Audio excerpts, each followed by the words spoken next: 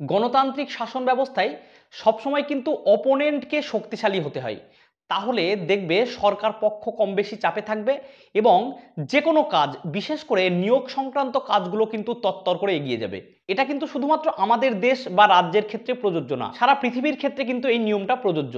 আর তার সাথে সাথে যদি সামনে নির্বাচন থাকে, সেইটাকে কিন্তু পাখির চোখ করে রুলিং পার্টি চায় কিছু নিয়োগ দিতে এবং তারা যেন ক্ষমতায় পুনর্বহাল থাকে। যাই হোক, আমরা তো আর কোনো পার্টির সঙ্গে যুক্ত না, আমরা চাইবো আমাদের নিজেদের স্বার্থ সিদ্ধি করা, অর্থাৎ নিজেরা যে পড়াশোনা করেছি সেই অনুযায়ী একটা যোগ্য কাজ পাওয়া, বিশেষ করে একটা সরকারি চাকরি পাওয়া। কিন্তু উল্টো দিকে যদি কোনো দল সম্পূর্ণ একচ্ছত্র আধিপত্য নিয়ে ক্ষমতায় আসে, তাহলে কিন্তু তাদের মধ্যে একটা ডোন্ট কেয়ার ভাব থাকে।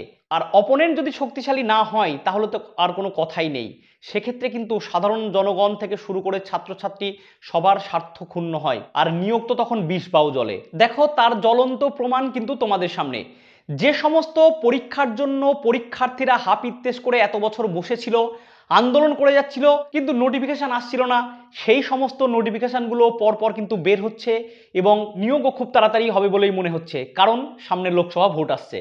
তার সাথে সাথে সরকার একটু হলেও চাপে আছে বিভিন্ন নিয়োগ সংক্রান্ত জটিলতা নিয়ে, তাই এবার চাইছে সম্পূর্ণ ফ্রেশভাবে কিছু নিয়োগ দিতে এবং তার জন্য কিন্তু পরপর নোটিফিকেশনগুলো নিয়ে আসছে। দেখো, বেশ কিছু বছর ধরে কিন্তু চাকরি প্রার্থীরা পিএসসির মাধ্যমে যে সরকারি স্কুলগুলোতে নিয়োগ হয় সেই নিয়োগের জন্য আন্দোলন করে আসছিল। সরকার পক্ষ তথা কমিশনের কিন্তু এই বিষয়ে হুঁশ ফেরেনি, কারণ এই সমস্ত সরকারি স্কুলগুলোতে যখন শিক্ষকরা চাকরি থেকে রিটায়ারমেন্ট নিচ্ছিলেন, তারপরেই কিন্তু আবার তাদেরকেই পুনর্বহাল করা হচ্ছিল।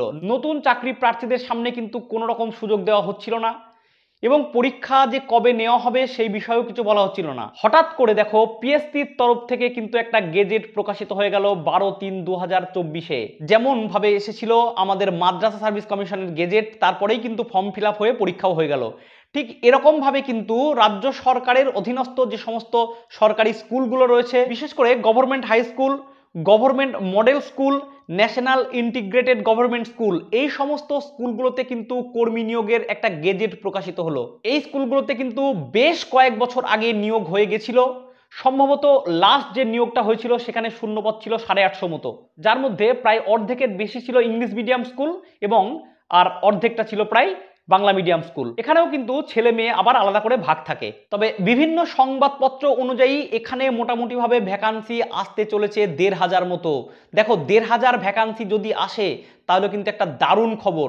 অন্ততপক্ষে মাদ্রাসা সার্ভিস কমিশনের চেয়ে অনেক ভালো, কারণ এর স্যালারি স্ট্রাকচার বুঝতেই পারছো, এটা সম্পূর্ণরূপে গভর্নমেন্ট স্কুল বলে আমরা যে স্কুল সার্ভিস কমিশনের মাধ্যমে চাকরি পাই তার চেয়ে কিন্তু অনেক বেশি। এই গেজেটে যে বিষয়গুলো তুলে ধরা হয়েছে, মোটামুটিভাবে বলা হয়েছে যে জেনারেল চাকরি প্রার্থী যারা, তারা 36 বছর বয়স পর্যন্ত এই চাকরির পরীক্ষায় বসতে পারবে এবং এসসি এসটি যারা রয়েছে তারা বয়সের ঊর্ধ্বসীমায় 5 বছর আর ওবিসিরা বয়সের ঊর্ধ্বসীমায় 3 বছর পর্যন্ত ছাড় পাবে। এই গভর্নমেন্ট স্কুলগুলোতে চাকরি পেলে কিন্তু আমরা অ্যাসিস্ট্যান্ট টিচার না, বলে থাকি অ্যাসিস্ট্যান্ট মাস্টার বা মিস্ট্রেস। সাধারণভাবে এখানে তোমার সাবজেক্টে 100 নম্বরের এমসিকিউ পরীক্ষা হয়, সময় দেয় 90 মিনিট। এখানে কিন্তু নেগেটিভ মার্কিং থাকে।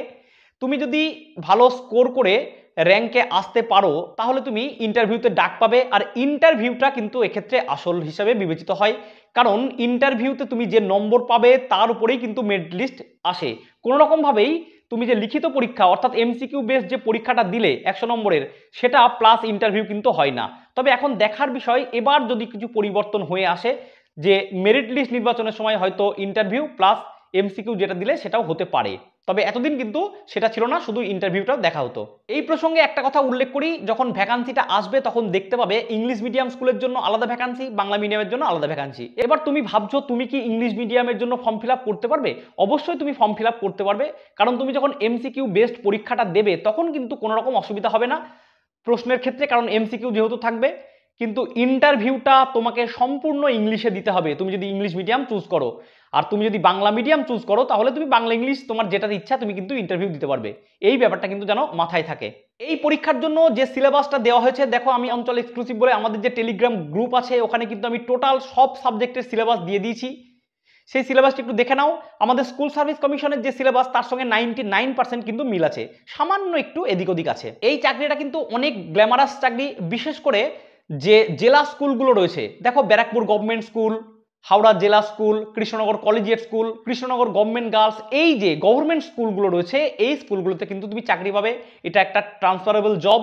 তুমি বছর চারেক একটা স্কুলে চাকরি করে আবার তোমাকে ট্রান্সফার নিতে হবে। যাই হোক, লোকসভা নির্বাচনের আগেই কিন্তু মূল নোটিফিকেশন আসছে, তারপরেই ফর্ম ফিল আপ শুরু হয়ে যাবে। মোটামুটিভাবে যদি 1,500 ভ্যাকান্সি হয় তাহলে ভ্যাকান্সি কিন্তু খুব একটা কম না। তাই এখন থেকে পাখির চোখ করে নিজের সাবজেক্ট যারা এসএসসি অর্থাৎ স্কুল সার্ভিস কমিশনের জন্য খাটছো সেটা একটু বাড়িয়ে দাও। খুব তাড়াতাড়ি এর নোটিফিকেশন আসছে, যেহেতু গেজেট বেরিয়ে গেছে নোটিফিকেশনও কিন্তু দেবে, তখন কিন্তু আর সময় পাবে না। তাই এখন থেকে ভালো করে প্রিপারেশন নাও, এটাকেই পাখির চোখ করে এগোতে থাকো। আর ফর্ম ফিল আপ শুরু হলেই আমরা তোমাদের সামনে সবার আগে তুলে ধরবো। যাই হোক, চাকরি সংক্রান্ত যে কোনো আপডেটের জন্য আমাদের চ্যানেলটাকে সাবস্ক্রাইব করে রেখো। আর বেশি কিছু বলছি না আজকে, প্রত্যেকে ভালো থেকো, টাটা।